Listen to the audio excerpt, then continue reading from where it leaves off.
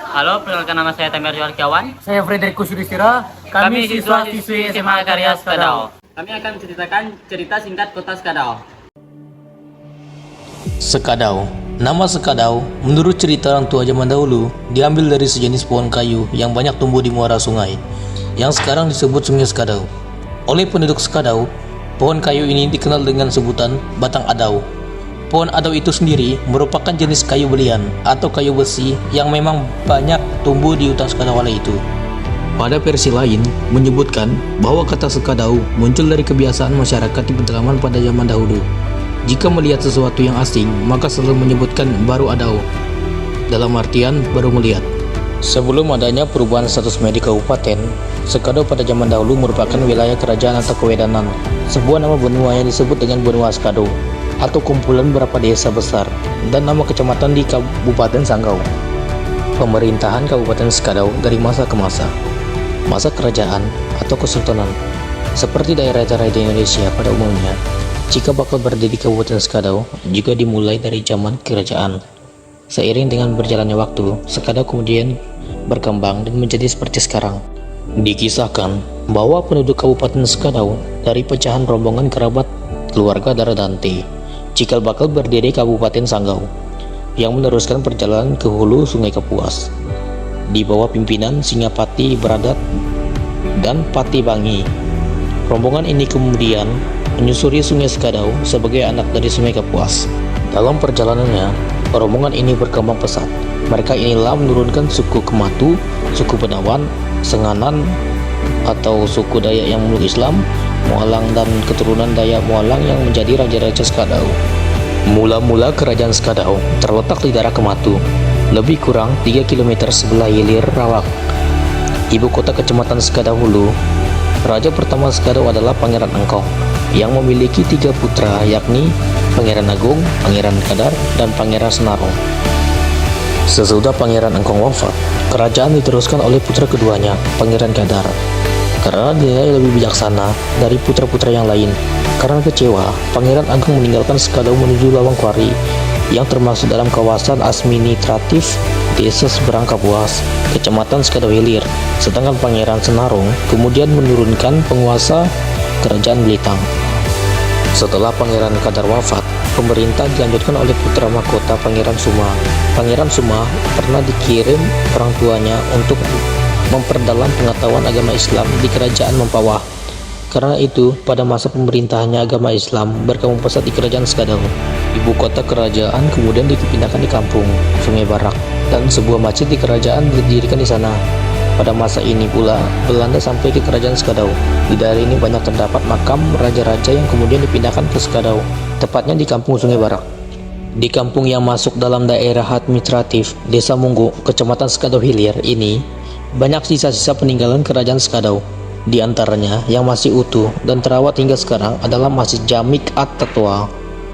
Ada juga sejumlah makam raja yang dikenal dengan pangeran dan kerabat kerajaan yang tersebar di beberapa lokasi pemakaman. Kemudian ada sejumlah meriam bekas aset kerajaan. Meriam ini ada yang terletak di seputar Masjid At-Taqwa. Ada juga yang berada di bekas halaman Istana Keraton Sekadau. Pangeran Suma kemudian digantikan oleh putra mahkota Abang Totong dengan gelar Sultan Anum. Lalu digantikan oleh Abang Ipong bergelar Pangeran Ratu yang bukan keturunan raja namun naik tahta karena putra mahkota berikutnya belum cukup dewasa. Setelah putra mahkota dewasa, ia pun menobatkan memerintah dengan gelar Sultan Mansur.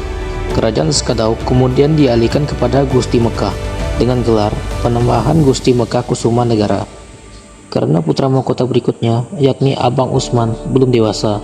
Abang Usman kemudian dibawa ibunya ke Nagataman. Sesudah pemerintahan Penambahan Gusti Mekah Kusuma Negara berakhir, Penambahan Gusti Ahmad Sri Negara dinobatkan naik tahta.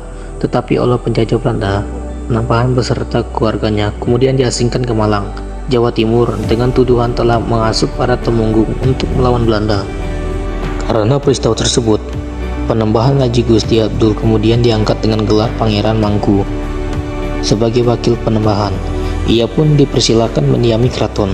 Sebelum lama setelah penobatannya, Pangeran Mangku wafat. Ia kemudian digantikan oleh Pangeran Gusti Ahmad, kemudian Gusti Hamid. Raja Sekadau berikutnya adalah Penambahan Gusti Kelip.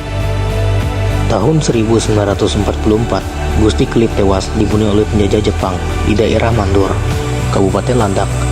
Pihak Jepang kemudian mengangkat Gusti Adnan sebagai pembesar kerajaan Skadau dengan gelar agung. Ia berasal dari Blitar.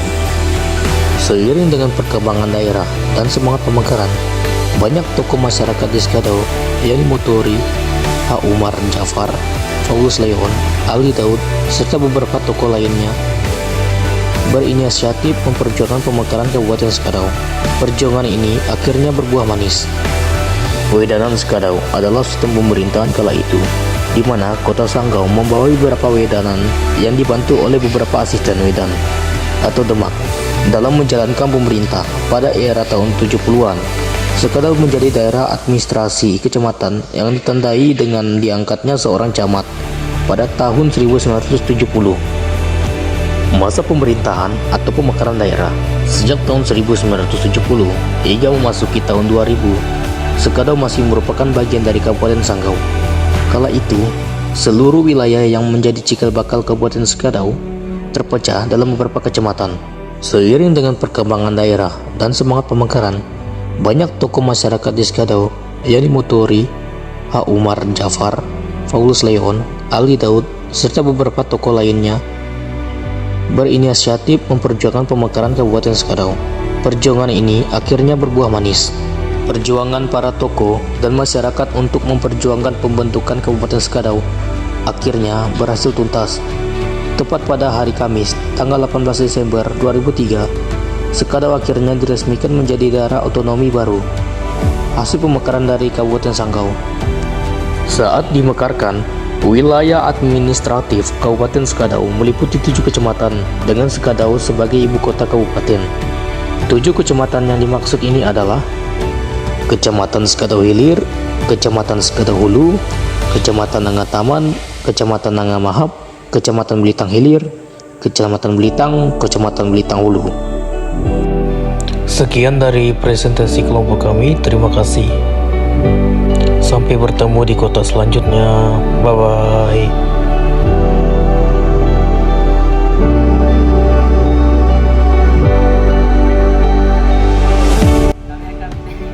Halo teman, Halo, perkenalkan nama saya Tebe Johar Jawan. saya Federico Sulistira. Kami siswa. Aduh, jadi